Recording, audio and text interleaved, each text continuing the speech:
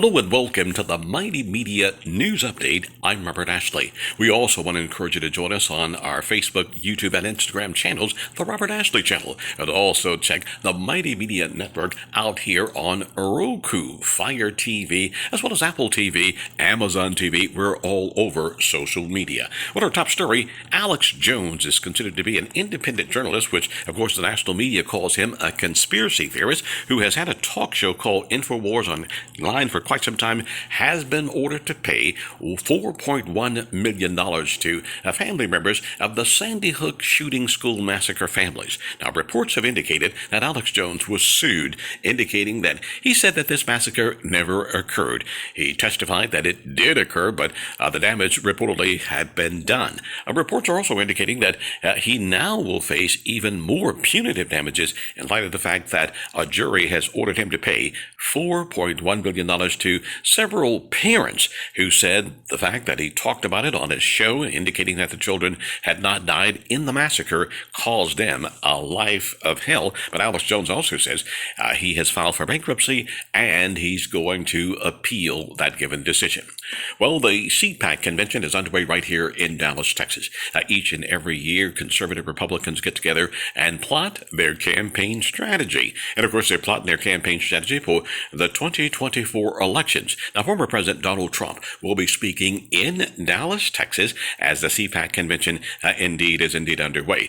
Texas Republican Governor Greg Abbott, along with Republican Senator Ted Cruz, also spoke, and also Dr. Ben Carson, the former head of the Health and Human Services Department for the Trump administration, also addressed the conservative crowd. Meanwhile, speaking of campaigns, in a new campaign ad for his daughter, Republican Liz Cheney, who is one of the co-chairs of the January 6th committee, the former vice president during the Bush administration, Dick Cheney, has released a new campaign ad, and he is not mincing his words about former President Donald Trump. He calls former President Donald Trump a coward and a threat to our democracy. Now, former President Donald Trump, who of course has been the center of the January 6 hearings, has been zeroing in on Liz Cheney as supporting a Republican who's running against her there in Wyoming. And speaking of the January 6 committee, there are reports indicating that there's a possibility that this committee may make referrals to the Justice Department with regards to former President Donald Trump and whether or not he has violated the law. But the former president says he's going to possibly go ahead and run in 2024 in spite of a possible indictment.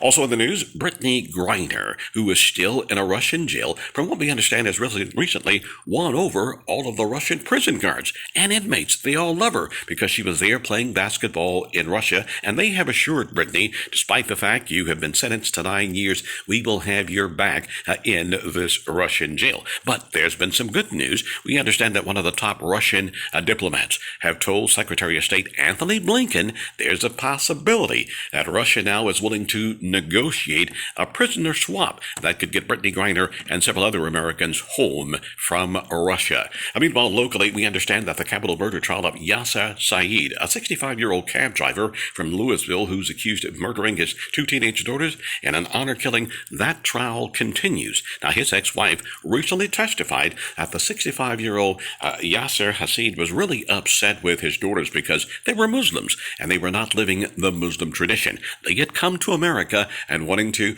pretty much explore the American dream and had been dating American boys outside of the Islamic religion. Now, their father is accused of shooting and killing them. Now, if indeed he's convicted, he could possibly get the death penalty if indeed it's pursued by the Dallas County District Attorney, John Cruzo. And finally, Dallas Mayor Eric Johnson held his major back-to-school fair.